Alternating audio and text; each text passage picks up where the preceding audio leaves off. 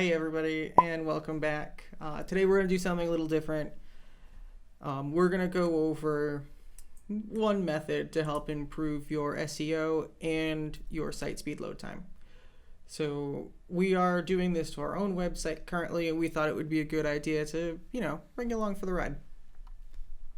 So our website, lscdigital.com, we have it built on a WordPress instance because it's very easy to maintain and update. So the first thing that we would want to do is we want to grab all of our images, because images are the bulk of our file sizes on our website. So what we're going to do is we're going to open our FTP client. In this case it's WinSCP, but any FTP client would do. You're going to put in your particular file protocols for your hosting, any type of encryption that you might have, your host name, your username, and your password. And then we're just going to click login. It'll go through the connection. And you'll see here that we've already navigated in before, but here in your public HTML folder, in our case WP content, we're going to navigate right to where all of our images are. And in this case, I've already downloaded them all. But in this case, it's simple as just highlight everything and drag them over. And then they will all transfer into whatever folder that you are sticking them into. Like I said, I've already placed them there, so we're going to log out of our session. We're going to open up a window here. I'm going to come to our LSC Digital site, images for SEO, and I've already started the process, but we're going to do this 2019 folder here. And the best way to do it is we'll see our 2019 folder has months 1 through 11 for every month that's gone on this year so far. I'm going to stick this right over here, snap it to that side of the window, and we're going to open up Photoshop.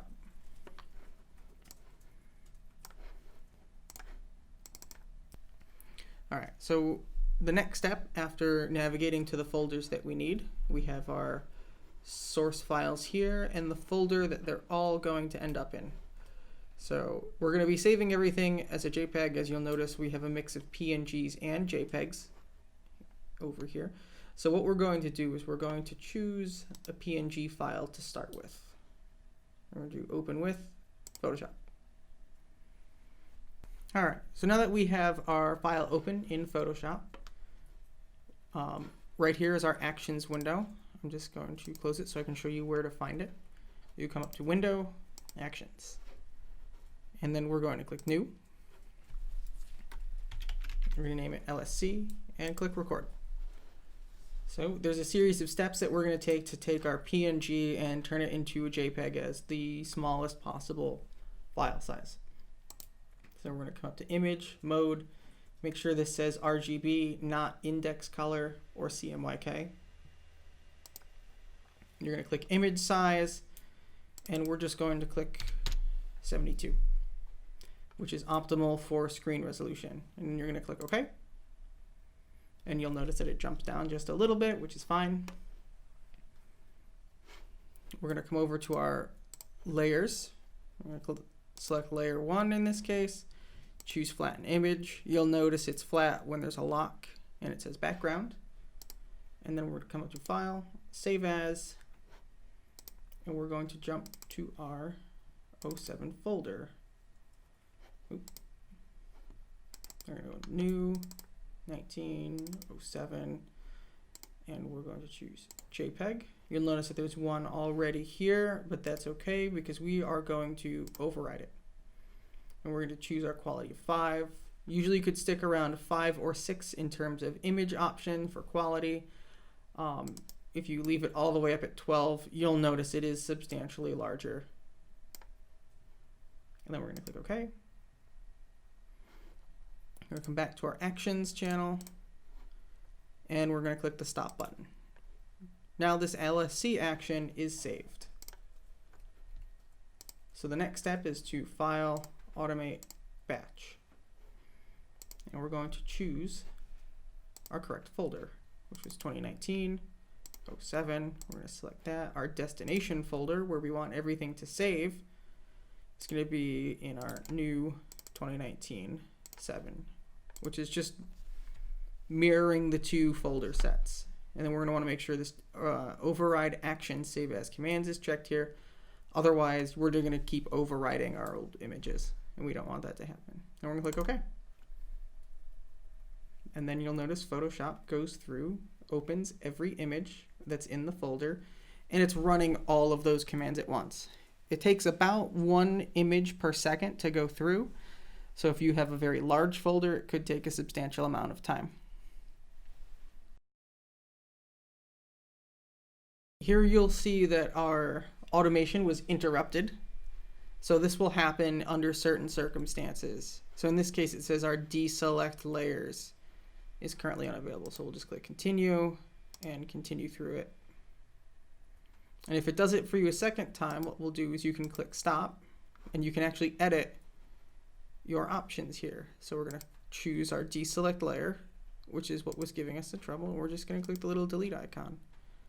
And we're going to do flatten, and we're going to choose this select layer, layer 1, and we're also going to delete that as well. So now we just have image size, flatten image, and save. And then you can close it. And as long as it didn't happen halfway through, you can just restart it, and it won't take that much time.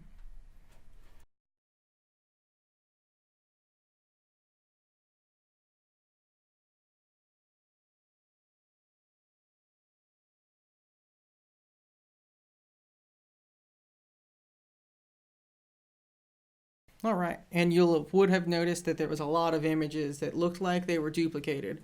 That is a result of WordPress. So when you upload an image into WordPress's like media library folder, it will automatically create a series of like thumbnail images for you that could be used elsewhere in the theme that you're using. So in our case, it's easier, instead of trying to sift through everything, just to batch them all. And then we'll just take the primary image and re-upload it onto the site. So now that we've batched all of our images, you'll see right here that this side was blank before, and now it's full of all of our images. Okay, so now you will notice that our original files here on the left match our new files here on the right. Now we're going to right click, view as details. We're going to do the same thing over here, view as details. And this is where we'll get to see the image sizes. Now you'll notice for some of the PNGs, their JPEG counterparts are slightly larger.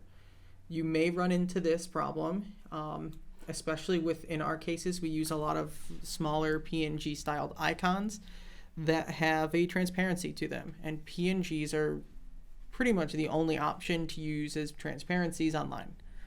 So in this case, we're going to keep our original PNGs because they're smaller, but you will notice some of them are, like this database PNG, started at 131K and the new one is 53K. So this one happens to be smaller. And you'll notice that a few of our other images are also smaller, notably this iStock image right here. Reduced substantially, went from 379K down to 33, and this one dropped from almost 1.5 megabytes down to 62 kilobytes.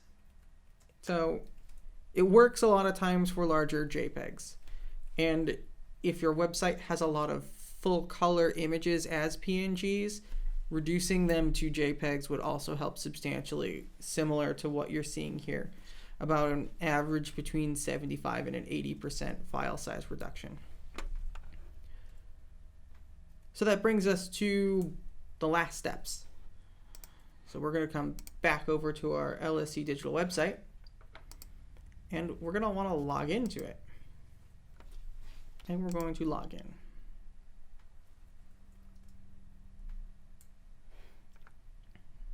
And what we'll do is we'll come over to our posts. So in our post here, you'll see everything that's been posted on our site, the author, the categories that we've placed it under.